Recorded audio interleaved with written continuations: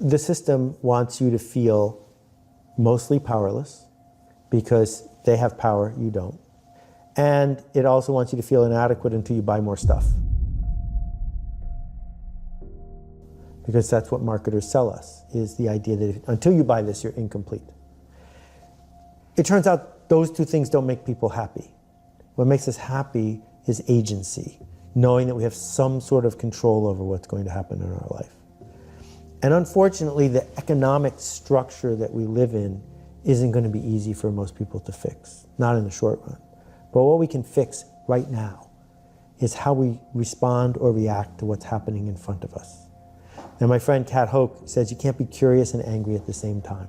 That's interesting. So you get a choice, right? You get a choice in the traffic jam. You get a choice when you're dealing with an angry clerk. You get a choice with a bureaucrat. Am I going to be curious about how this person got to this moment?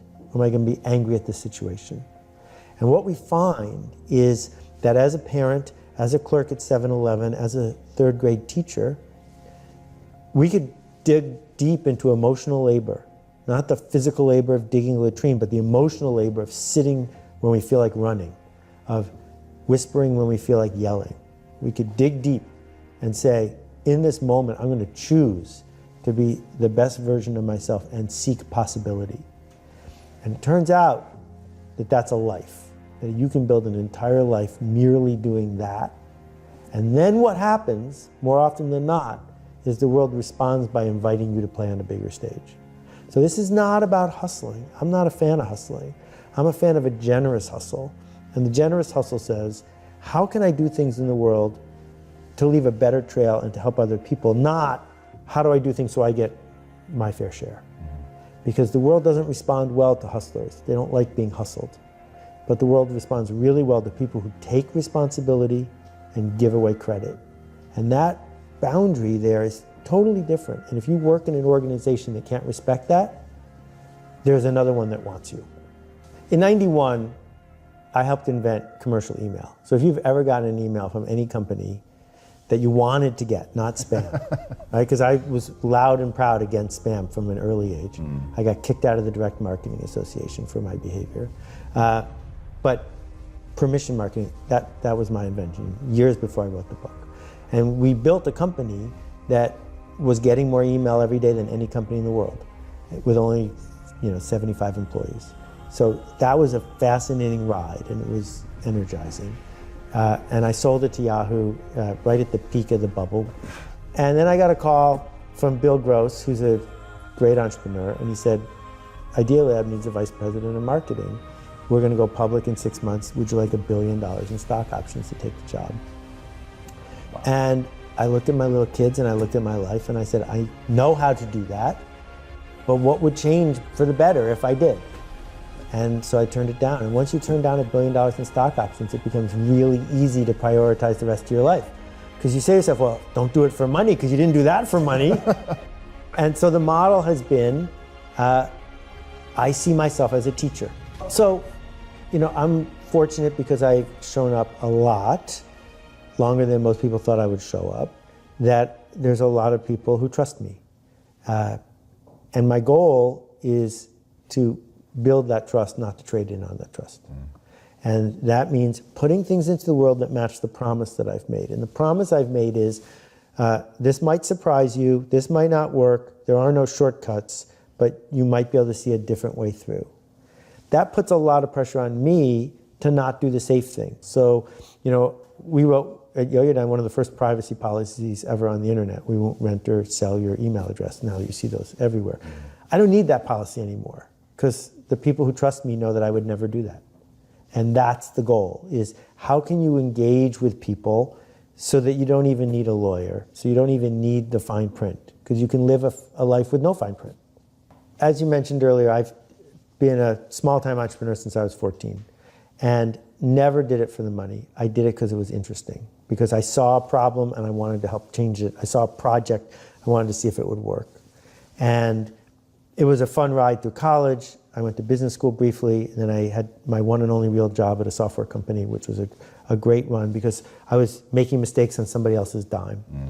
But I left there in '84 and proceeded to just fail and fail and fail. I sold my first book the first day to Warner Books for $5,000. Chip Conley and I wrote it together when we were 24.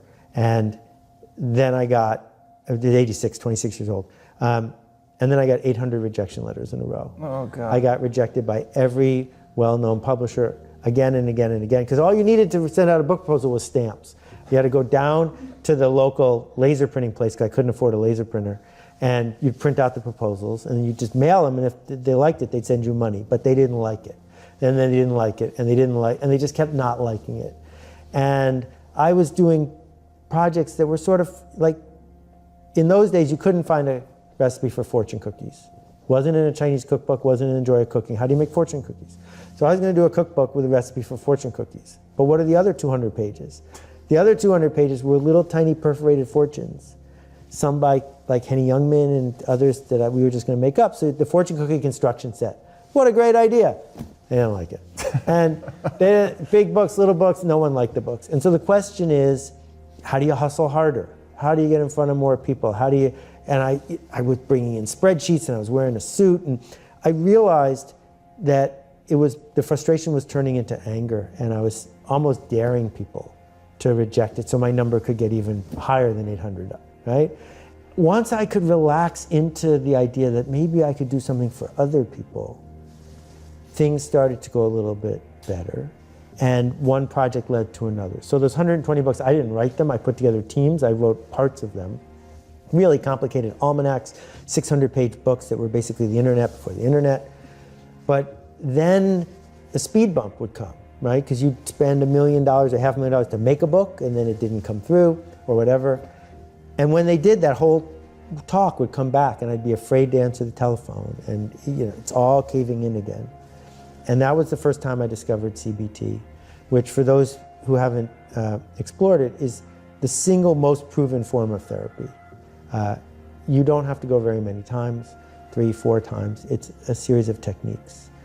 We had a family friend whose kid at the age of 4 had significant OCD. He was washing his hands for hours every day, which if you have a 4-year-old is a very scary thing to watch. Just after 3 sessions, he never did it again. Wow. And the trick, because it's a trick, is, your brain has a loop going on. When that loop gets started is when it's at its weakest. How do you train the kid that when that happens, there's a little intervention? Put a gold coin over here instead of over here. That's a signal. It starts this other thing. A prize occurs. You've completely forgotten that you want to wash your hands. Things like that. So for me, there were certain triggers.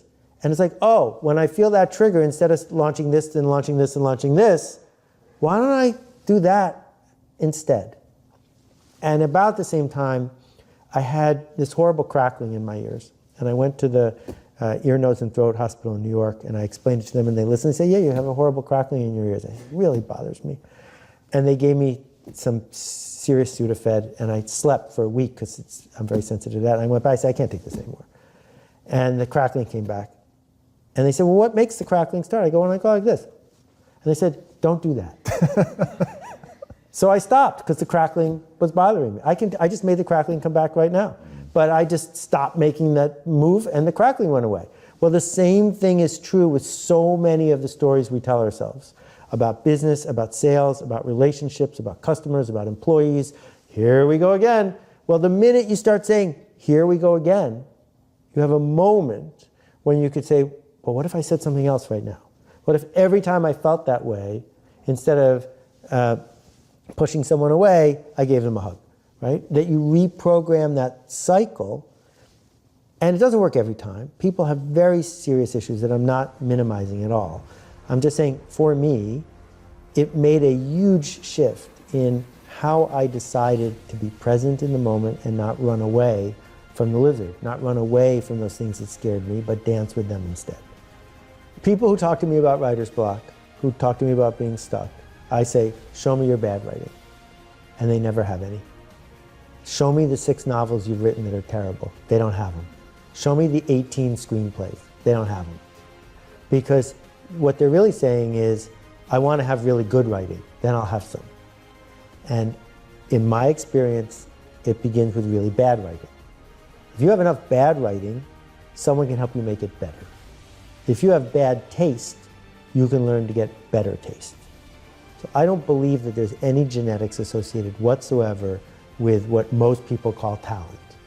I think there's an enormous amount of culture associated with it, and I think there's learning associated with it, that you get better at this craft because you're in a culture that rewards you for getting better at it. Like here we are in LA, surrounded by some of the greatest sound and camera people in the industry. Most of the sound and camera people in LA are better than the sound and camera people in Guadalajara. Why? Because there's a cultural loop here that says if you get a little bit better, you're going to get more work, which will get you a little bit better, which will get you more work, and around it goes, right? No one's born being good at manual focus. That's something that you develop a knack for, and the same thing's true with writing. Some people get lucky out of the gate, but they compound that luck because they keep going and they edit, they develop good taste.